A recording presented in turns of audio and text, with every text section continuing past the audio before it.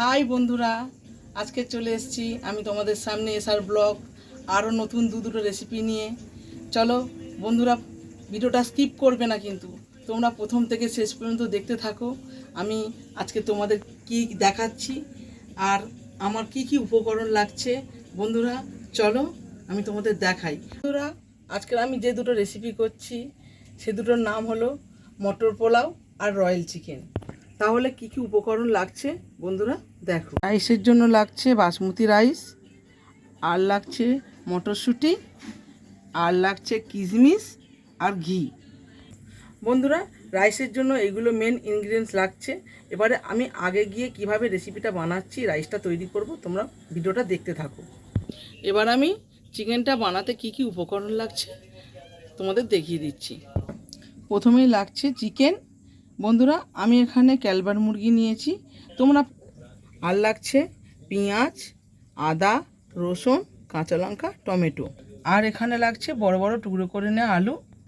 আর মশলার মধ্যে লাগছে হলুদ গুঁড়ো, লঙ্কা গুঁড়ো, জিরে গুঁড়ো, ধনে গুঁড়ো, আর এখানে চিকেন মশলা আছে, আর গোটা জিরে, আর বিরিয়ানি মশলা লাগছে, তেজপাতা, আর লাগছে চিনি, আর লাগছে টক দই।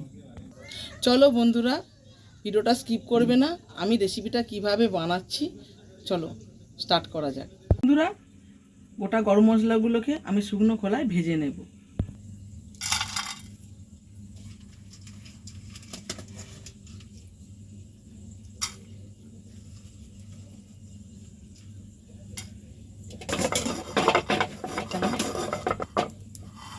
বন্ধুরা, এটা আমার ভাজা হয়ে গেছে।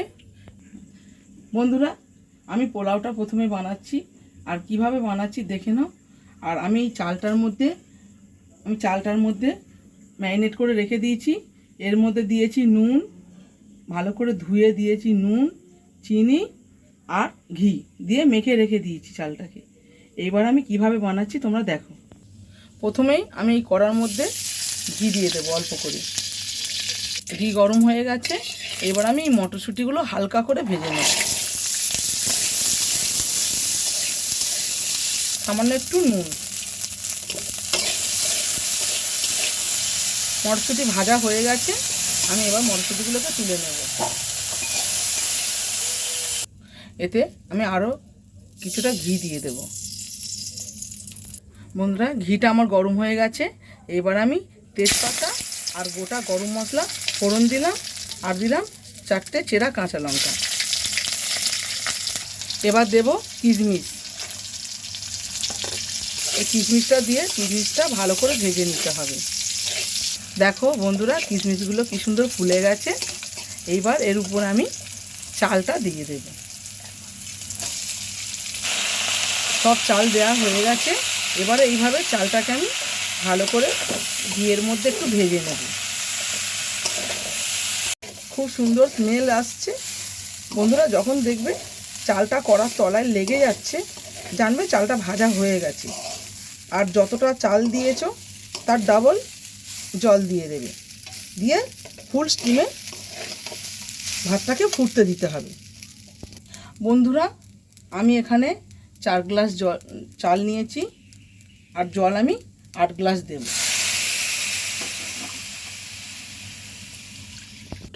বন্ধুরা, রাইসটা আমার চাপানো হয়ে গেছে, এবার আমি চিকেনটা কিভাবে বানাচ্ছি তোমরা দেখতে থাকো। বন্ধুরা, এখানে আমার রাইসটা চাপিয়ে দিয়েছি, এবার আমি এখানে চিকেনটা চাপাবো। কীভাবে করছি তোমরা দেখতে থাকো। তেল গরম হয়ে গেছে, আমি প্রথমে আলুগুলোকে দিয়ে ভালো করে লাল করে ভেজে তুলে নেব। রাইস ফুটে গেছে, এবার আমি মটরশুঁটিগুলো দিয়ে দেব।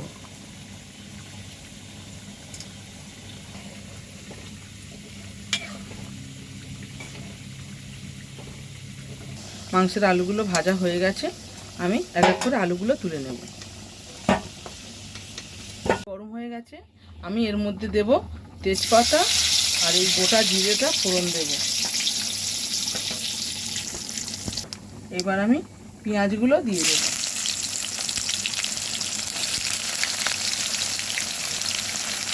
দেখো, আমার জল প্রায় 80% শুকিয়ে গেছে, আর 20% জল আছে। এইবার আমি এই রাইসটাকে দমে দেব। এইভাবে গ্যাস ডাউন করে, একদম গ্যাস ডাউন করে এইভাবে চাপা দিয়ে 10 মিনিটের মতো দমে দেব। এবার আমি কাঁচা লঙ্কাগুলো দিয়ে দিয়েছি। এবার ভালো করে একটু লাল করে ভেজে নেব পেঁয়াজটাকে।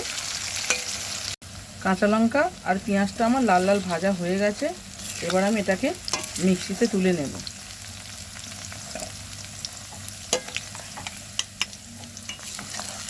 অর্ধেকটা পেঁয়াজ আমি তুলে নিয়েছি, আর অর্ধেকটা পেঁয়াজ এখানে কড়ার মধ্যে অর্ধেকটা পেঁয়াজ রেখে দিয়েছি। এইবার আমি এর মধ্যে একে একে মাংসগুলো তুলে দেব।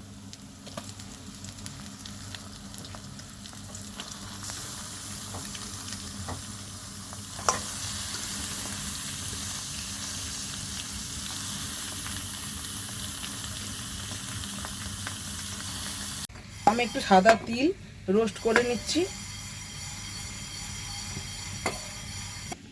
বন্ধুরা, এই রোস্ট করা তিল আর এই কিশমিশটা আমি এই পেঁয়াজ ভাজার মধ্যে দিয়ে মিক্সিতে বেটে নেব।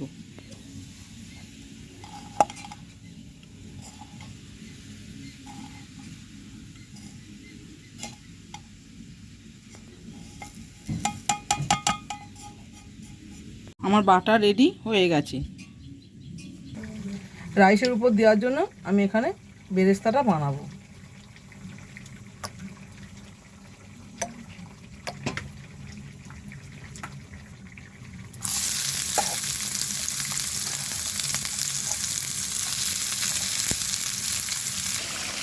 এদিকে প্রথমে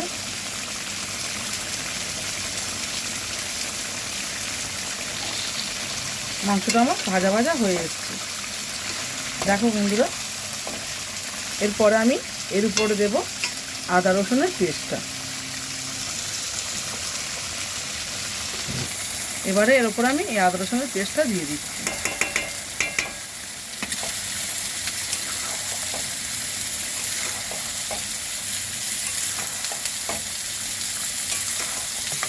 বেরেস্তাটা কমপ্লিট হয়ে গেছে।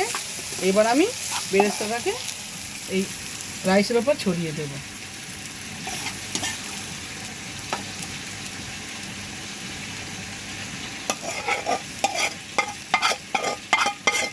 এটা আমার কমপ্লিট হয়ে গেছে, আমি চাপা দিয়ে দিলাম। এবার আমি রাইস আমার কমপ্লিট হয়ে গেছে। এবার আমি চিকেনের মধ্যে আদা রসুনের পেস্টটা দিয়েছিলাম। এবার চিকেনটা পুরো কিভাবে করছি তোমরা দেখো। আমার আদা রসুন দিয়ে দেখো বন্ধুরা তেল ছেড়ে গেছে। এইবার আমি দেবো এর মধ্যে কাটা টমেটোগুলো দিয়ে দেবো। এই যে কাটা টমেটোগুলো এর মধ্যে দিয়ে দেবো।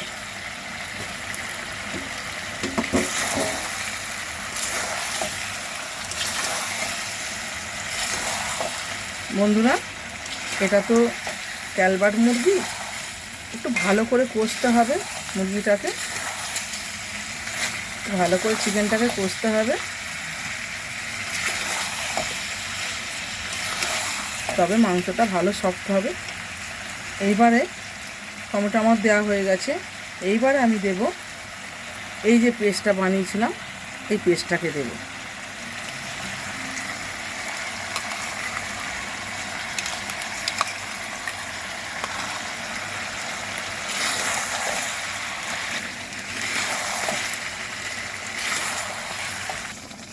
এইভাবে ভালো করে কষতে হবে।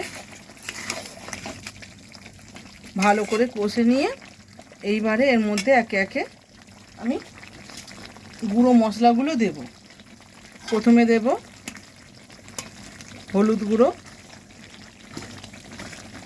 তারপরে দেব লঙ্কা গুঁড়ো, এরপরে দেব জিরে গুঁড়ো, ধনে গুঁড়ো, আর এটা চিকেন মশলা, আর দেব পরিমাণ মতো নুন, আর সামান্য একটু চিনি। এইবার এইভাবে ভালো করে কষাতে হবে।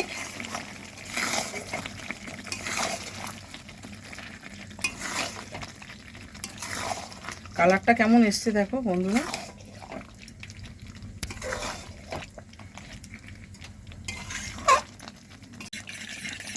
এই তেল ছেড়ে এসছে বন্ধুরা, দেখো। এবারে আমি দেব টক দইটা। 1 কিলো মাংসয় তোমরা 100 গ্রামের মতো টক দই দিতে পারো।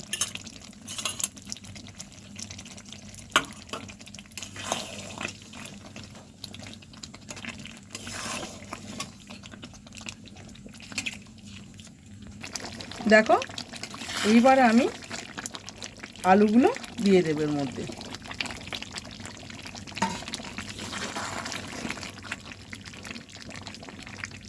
দেখো বন্ধুরা, আমি কিন্তু জল এতে দিইনি, টক দইটা দেওয়ার পরেই এই গ্রেভিটা বেরিয়েছে, একটু ঝোল বেরিয়ে গেছে। এইবারে আমি করব কিছুক্ষণের জন্য এই আলুটা সিদ্ধ না হওয়া পর্যন্ত একটু চাপা দিয়ে রেখে দেব, যতক্ষণ না আলুটা সিদ্ধ হচ্ছে আমি চাপা দেব। আর আমি জল কিন্তু দিচ্ছি না। মাংসটা আমার রেডি হয়ে গেছে। দেখো তোমরা কত সুন্দর তেল ছেড়ে দিয়েছে, আর এই দেখছো কেমন কালার, দেখছো কত সুন্দর কালার হয়েছে মাংসটা, দেখতেও যেমন হয়েছে আর আশা করি খেতেও তেমন হবে। দেখো বন্ধুরা কত সুন্দর তেল ছেড়ে দিয়েছে মাংসটা।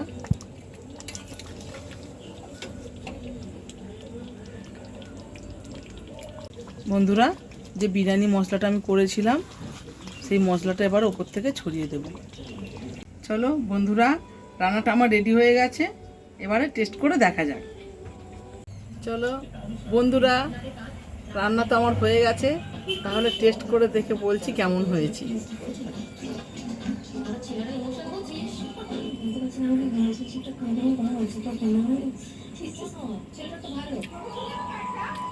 খুবই ভালো হয়েছে বন্ধুরা।